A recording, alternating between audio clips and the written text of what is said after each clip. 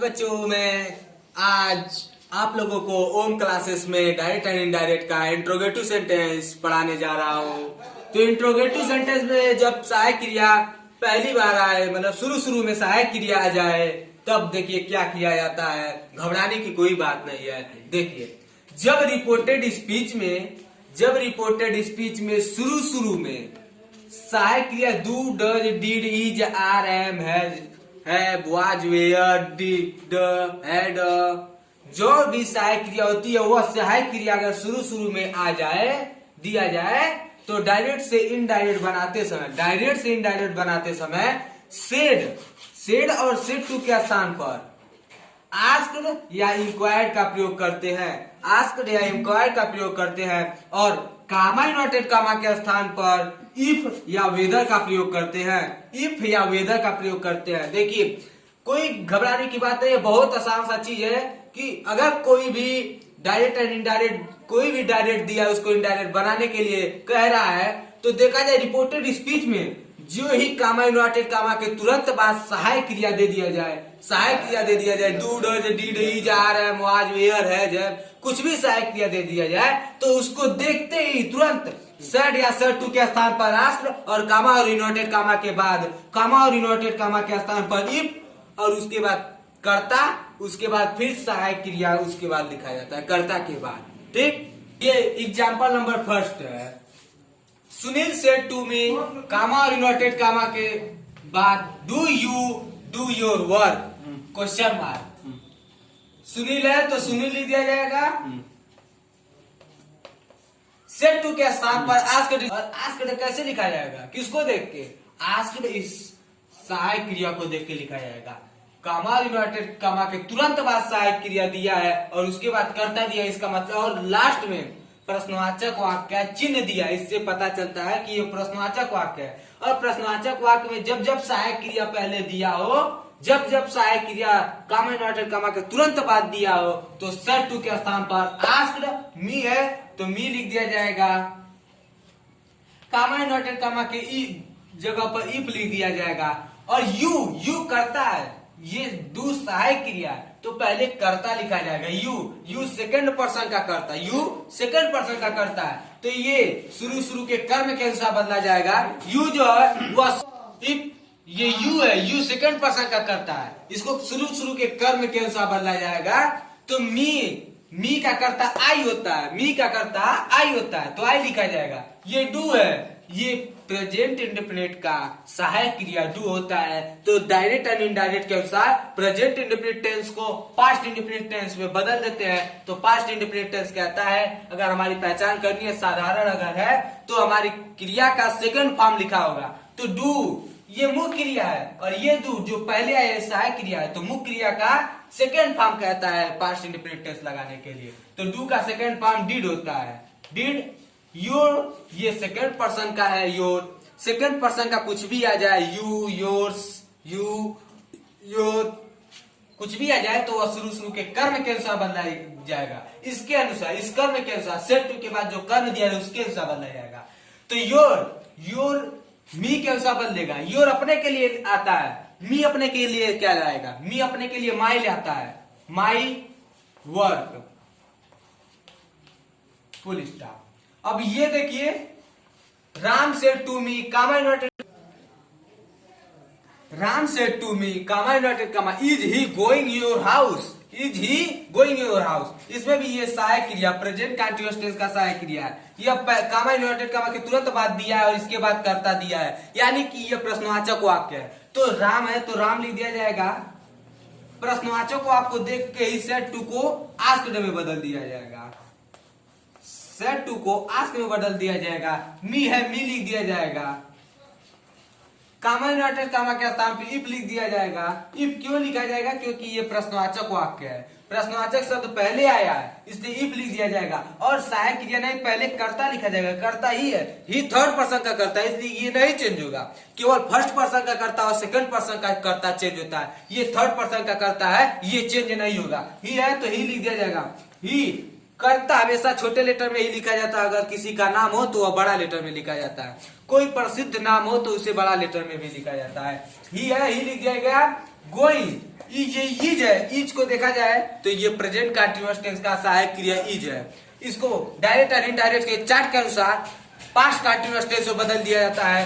तो past continuous tense का सहायक क्रिया वाज वेयर होता है, ही के साथ वाज लगता है, ही के साथ वाज लगता है। पास्ट कंटीन्यूअस टेंस में वाज लिखा जाता है और ही के साथ वाज लिखा जाता है। वाज के बाद गोइंग, गोइंग है तो गोइंग लिख दिया जाएगा। अब योर, योर सेकेंड पर्सन का है, ये कर्म के अनुसार बदलेगा मी के अनुसार। योर अपने के लिए आता है तो मी अपने के लिए माई आता है, माई हाउस। इस तरह का कोई भी डायरेक्ट से इनडायरेक्ट बनाने के लिए कहता है तो इस तरह से बना दिया जाता है इंट्रोगेटिव सेंटेंस का डायरेक्ट। अब देखिए दोस्तों, इंट्रोगेटिव सेंटेंस का दूसरा नियम, जब रिपोर्टेड स्पीच में शुरू में प्रश्नवाचक शब्द की अंग्रेजी, जब रिपोर्टेड स्पीच में शुरू में मतलब बोले तो रिपोर्टेड स्पीच में मतलब कामा इन्वर्टेड कामा के तुरंत बाद अगर प्रश्नवाचक शब्द की Angrezi what, where, how, whom, when जैसी प्रश्नवाचक शब्द की अंग्रेजी आए दिया जाता है तो डायरेक्ट से इनडायरेक्ट बनाते समय सेड या सेड टू के स्थान पर, सेड या सेड टू के स्थान पर आस्क्ड का प्रयोग करते हैं, आस्क्ड का प्रयोग करते हैं। और कामा और इन्वर्टेड कामा को हटाकर उसके स्थान पर प्रश्नवाचक शब्द की अंग्रेजी लिख देते हैं। जो प्रश्नवाचक शब्द की अंग्रेजी दिया रहता है, जो प्रश्नवाचक शब्द की अंग्रेजी दिया रहता है वही अंग्रेजी कामा और इन्वर्टेड कामा के स्थान पर लिख दिया जाता है। और देखिए प्रश्नवाचक शब्द की एक खूबी है, कैसे आप पहचानेंगे कि प्रश्नवाचक शब्द है ये। प्रश्नवाचक शब्द जब भी आता है कामा इन्वर्टेड कामा के बाद तो WH से ही शुरू होता है। प्रश्नवाचक शब्द WH से ही शुरू होता है सिवाय हाउ को छोड़ के, सिवाय हाउ को छोड़ के प्रश्नवाचक शब्द जितना भी होता है सब WH से शुरू होता है। तो सुन लीजिए, जब रिपोर्टेड स्पीच में शुरू में प्रश्नवाचक शब्द की अंग्रेजी दे दिया जाए व्हाट, वेयर, होन, व्हेन, होम, व्हाई, हाउ, इटसी दिया जाए तो डायरेक्ट से इनडायरेक्ट बनाते समय सेड रहे या सेड टू रहे उसके स्थान पर आस्क्ड का प्रयोग करते हैं। और कामा इन्वर्टेड कामा के स्थान पर प्रश्नवाचक शब्द की अंग्रेजी ही उतार देते हैं, यानी जो प्रश्नवाचक शब्द दिया रहता है जिससे पहचान होती है वही प्रश्नवाचक शब्द कामा इन्वर्टेड कामा के स्थान पर लिख देते हैं, वही प्रश्नवाचक शब्द कामा इन्वर्टेड कामा के स्थान पर लिख देते हैं। देखिए ये इसका उदाहरण था, ये इसका उदाहरण है, Ram said to me, comma inverted comma उसके तुरंत बाद देखिए WH से शुरू है, WH से शुरू है, इसका मतलब कि ये प्रश्नवाचक शब्द है। तो प्रश्नवाचक शब्द है ये। What did you try to read the newspaper? What did you try to read the newspaper? The newspaper। देखिए राम है तो राम लिख दिया जाएगा, राम है तो राम लिख दिया जाएगा। सेड टू है तो इस वाट को देखकर सेड टू के स्थान पर आस्क्ड लिख दिया जाएगा। कर्म है तो मी लिख दिया जाएगा कर्म। और इसके स्थान पर कामा और इन्वर्टेड कामा के स्थान पर इस प्रश्नवाचक की अंग्रेजी लिख दी जाएगी मी वाट। फिर उसके बाद वाट के बाद सहायक क्रिया नहीं लिखा जाएगा, कर्ता लिखा जाएगा। सहायक क्रिया नहीं लिखा जाएगा, कर्ता लिखा जाएगा वाट के बाद। तो कर्ता यू है, यू सेकंड पर्सन का कर्ता है, सेकंड पर्सन का कर्ता है। ये शुरू के कर्म के अनुसार बदलेगा। कर्म मी है तो यू मी के अनुसार बदलेगा, तो मी का कर्ता आई होता है, तो वाट फिर आई लिखा जाएगा। वाट आई। डिड है, वो डिड का मतलब है कि यह पास्ट इंडेफिनिट टेंस का सहायक क्रिया है। ये डिड का मतलब है पास्ट इंडेफिनिट टेंस का सहायक क्रिया है। और डायरेक्ट से इनडायरेक्ट का चार्ट जो कहता है वह कहता है अगर पास्ट इंडेफिनिट टेंस में है तो इसको पास्ट परफेक्ट टेंस में बदल दे। तो पास्ट परफेक्ट टेंस का सहायक क्रिया हैड होता है, तो आई हैड। आई हैड हो गया। और क्रिया का थर्ड फॉर्म कहता है कि अगर पास्ट इंडेफिनिट टेंस है तो इसको पास्ट परफेक्ट टेंस में बदल दे, पास्ट इंडेफिनिट टेंस है तो इसको पास्ट परफेक्ट टेंस में बदल दे।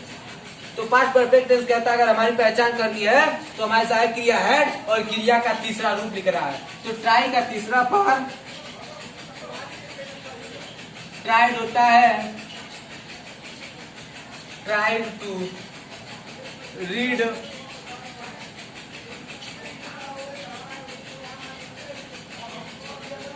The newspaper. ठीक, इस तरह का दे दिया। अब फिर मान लीजिए यहाँ पे है दिया हो, Ram said to me what did you try to read the newspaper. इस तरह का देगा तो इस तरह से बना लेंगे। अगर मान लीजिए ये ना दिया हो, ये ना दिया हो, केवल सेड दिया हो, तो आप क्या करेंगे, कोई घबराने की बात है। सेड दिया है तो भी आस्क्ड ही लगेगा। सेड दिया है, व्हाट को देख के सेड के स्थान पर भी आस्क्ड लगेगा। तो यहाँ पे मी नहीं लिखा जाएगा, सेड के भी स्थान पर आस्क्ड लिखा जाएगा और कामा इन्वर्टेड कामा के स्थान पर इसकी अंग्रेजी उतार दी जाएगी। और डीड है तो सहायक क्रिया है, इसको नहीं लिखा जाएगा, पहले कर्ता लिखा जाएगा। कर्ता यू दिया है, यू सेकंड पर्सन का कर्ता यू जब भी दिया जाए तो कर्म के अनुसार बदलता है। अगर कर्म न दिया हो तो 99% दे ही लिखे, 99% दे लिखे। और पास्ट परफेक्ट टेंस कहता है अगर आपको हमारी पहचान करनी है तो चाहे कर्ता एक वचन हो चाहे बहुवचन हो, हमारी सहायक क्रिया हेड लगती है और क्रिया का थर्ड फॉर्म लगता है। तो दे हैड, क्रिया का थर्ड फॉर्म ट्राई है तो इसका थर्ड फॉर्म ट्राइड हो जाएगा, tried to read the newspaper. इस तरह से इसको लगा दिया जाएगा। ये प्रश्न है इसके ऊपर का और ये आंसर है, यहां से आंसर है। Ram asked what they had tried to read the newspaper. इससे इसको सॉल्व करेंगे। इस तरह का कोई भी मतलब डायरेक्ट एंड इनडायरेक्ट कहने के लिए कर दे तो सॉल्व करेंगे। अगर आपको अच्छा लगे तो लाइक शेयर कमेंट जरूर कीजिएगा और सब्सक्राइब भी कर दीजिएगा ताकि हम जो भी वीडियो बनाए वह सबसे पहले आप तक पहुंचे।